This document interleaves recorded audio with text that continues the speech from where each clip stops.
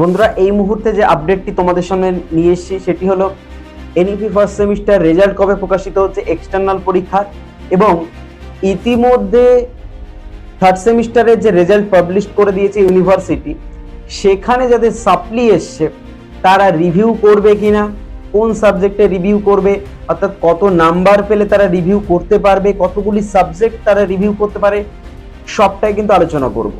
তো প্রথমেই আসি, যারা ফার্স্ট সেমিস্টারে পড়ছো তাদের রেজাল্টের ঠিক কি আপডেট আছে এই মুহূর্তে। তোমাদেরকে এখানে বলে রাখি, ইউনিভার্সিটি থেকে এখনো সেরকম অফিসিয়ালি কোনো আপডেট বা নোটিশ এখনো পাওয়া যায়নি, কিন্তু এর আগের একটি ভিডিওতে আমি বলেছিলাম তোমাদেরকে যে তোমাদের জুন মাসের লাস্ট উইকে কিন্তু তোমাদের রেজাল্টই দিতে পারে এক্সটার্নাল পরীক্ষার। তো এমতো অবস্থায় দাঁড়িয়ে এখনো আশা করা যাচ্ছে যে না, জুন মাসের শেষ সপ্তাহে এসে তোমাদের রেজাল্টটা দিতে পারে ইউনিভার্সিটি থেকে। সেটাও যদি না হয় বা সেটাও এই লাস্ট উইকে যদি সম্ভব না হয়, তাহলে কিন্তু জুলাই মাসের ফার্স্ট থেকে সেকেন্ড উইকের মধ্যে তোমরা তোমাদের রেজাল্ট পেয়ে যাচ্ছ। কিন্তু সম্ভাবনা আছে জুলাই মাসের ফার্স্ট উইকের মধ্যেই রেজাল্ট পাবলিশ করে দেওয়ার ইউনিভার্সিটি থেকে, সেরকমই একটি আভাস আছে অন্তত পক্ষে। এবার আসবো, ফার্স্ট সেমিস্টারেরই পাশ করে যাবে, সেকেন্ড সেমিস্টারে ভর্তি শুরু হয়ে গেছে।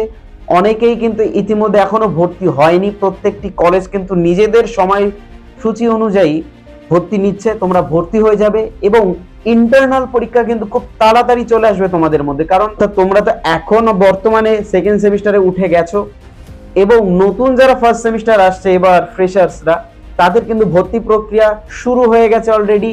তো তাদেরও ক্লাস শুরু হতে যাচ্ছে। তো তোমাদের কিন্তু তাদের সাথেই কন্টিনিউ করবে, অর্থাৎ ওয়ার্ড ইয়ারগুলো কিন্তু ইউনিভার্সিটি কন্টিনিউ করবে। সেই অনুযায়ী কিন্তু তোমাদের সেকেন্ড সেমিস্টারের পরীক্ষাও খুব তাড়াতাড়ি চলে আসতে চলেছে। ইন্টারনাল খুব তাড়াতাড়ি শুরু হবে, ঠিক তারপরেই কিন্তু এক্সটার্নাল পরীক্ষাও শুরু হবে। তোমরা কিন্তু প্রস্তুতি শুরু করে দাও। এবার আসি, যারা থার্ড সেমিস্টারের রেজাল্ট পেয়েছো, যাদের সাপ্লি এসছে, দেখো বাংলা, ইংরেজি, ইতিহাস, ভূগোল, ওদিকে কম্পালসারি সাবজেক্ট যেগুলো আছে সবকটা সাবজেক্টের ক্ষেত্রেই বলছি, যারা সাপ্লি পেয়েছো তারা যদি মনে করো যে রিভিউ করবে, তাহলে অবশ্যই সেটা তোমার ব্যক্তিগত ব্যাপার, তুমি রিভিউ করতে পারো। সেটা একটা কেন দুটো কেন, সবগুলো সাবজেক্টে রিভিউ করা যায়। কিন্তু রিভিউ তুমি কি আদেও তোমার নাম্বারটা বাড়াতে পারছো? অর্থাৎ রিভিউ করতে গেলে কমপক্ষে একটি অর্থের প্রয়োজন। এই অর্থ কিন্তু তোমার যাতে বিফলে না যায় সেদিকে কিন্তু নজর রাখতে হবে। অর্থাৎ তুমি আত্মবিশ্বাসী কিনা সে ব্যাপারে কিন্তু তোমাকে নিজেই ঠিক করতে হবে। অর্থাৎ তুমি রিভিউ করলে তোমার নাম্বার আদেতেও বাড়বে কিনা সেটা তুমি খুব ভালো করে জানবে, কারণ স্যার বা ম্যাডাম তোমার খাতাটি দেখেছেন, তিনি তার মত অনুযায়ী কিন্তু তোমার লেখার উপরে ভিত্তি করে কিন্তু নাম্বার দিয়েছে।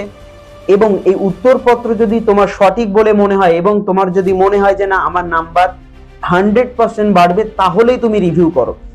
না হলে কিন্তু কোনো সাবজেক্টে নাম্বার বাড়ার কোনো চান্স নেই। আমি বলবো না যে নাম্বার বাড়ে না, অবশ্যই নাম্বার বাড়ে। নাম্বারটা কাদের আসে? যারা জানে যে না আমার নাম্বার আসবেই, যারা 100% আত্মবিশ্বাসী যে না নাম্বার আসবেই, তারাই কিন্তু রিভিউ করে। তো তোমার যদি সেরকম আত্মবিশ্বাস থেকে থাকে তুমি অবশ্যই রিভিউ করো। কিন্তু এক্ষেত্রেও আরেকটু বলে রাখবো, যারা মনে করছো যাদের ধরে নিলাম একটি সাবজেক্টে 30 পেলে পাস বা 15 পেলে পাস, 30-এর মধ্যে তুমি দেখা গেল 20 পেয়েছো, এরকম ক্ষেত্রে আমি বলবো রিভিউ না করাই ভালো, কারণ 10 নাম্বার বাড়িয়ে না দেওয়ার সম্ভাবনা প্রবল। এখানে হয়তো তুমি দুই থেকে একটি নাম্বার হয়তো বেশি করে পেয়ে যাবে। এক্ষেত্রে তোমরা যারা আছো এরকম 2-3 নাম্বারের জন্য তোমাদের সাপ্লি চলে এসছে, তারাই রিভিউ করো।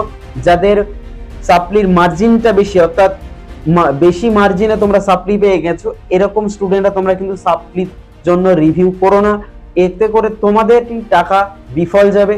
আমি আবারও বলছি, রিভিউ করবে কি না করবে সেটা তোমার ব্যক্তিগত ব্যাপার। এই ব্যাপারে আমি আমার মতামত তোমাদের সামনে প্রকাশ করলাম। অনেকে আমাকে কমেন্ট করেছে যে এইসি ইংলিশে আমি স্যার 16 পেয়েছি, এইসি ইংরেজিতে আমি 18 পেয়েছি। এরকম ক্ষেত্রে আমি বলবো, এটা যেহেতু ওএমআর শিটে পরীক্ষা হয়েছিল, সেক্ষেত্রে বলবো 90% কিন্তু এক্ষেত্রে নাম্বার বাড়িয়ে না দেওয়ার সম্ভাবনা এটুকু তোমরা ধরে রাখো। কিন্তু 10% বাড়তে পারে যদি খুব ভুল ভ্রান্তি না ঘটে থাকে তাহলেই, কারণ ওএমআর শিট কিন্তু কম্পিউটার দ্বারাই চেক করা হয়, হাতে কিন্তু চেক করা হয় না। তো সেক্ষেত্রে বলবো কম্পিউটারে কিন্তু অতটাও ভুল হয় না যতটা তুমি ভাবছো। তুমি যদি 18 পেয়ে থাকো তাহলে তুমি 9টি প্রশ্নই ঠিক করেছো, তোমাকে কমপক্ষে 20 পেতে হবে, তাহলেই কিন্তু তুমি পাস করে গেছো। যদি তোমার মনে হয় যে না তুমি রিভিউ করে নাম্বার বাড়বে, অবশ্যই তুমি এই সাবজেক্টটিতে তুমি রিভিউ করতে পারো। তো আজকের ভিডিওটা এত দূর, পরবর্তী ভিডিওর জন্য অবশ্যই অপেক্ষা করো। আর এরকমই ভিডিও পেতে আগ্রহী কিনা অবশ্যই কমেন্টের মাধ্যমে জানাও। আর চ্যানেলে যারা নতুন আছে অবশ্যই চ্যানেলের সাথে যুক্ত হয়ে যাও। দেখা হচ্ছে পরবর্তী ভিডিওতে।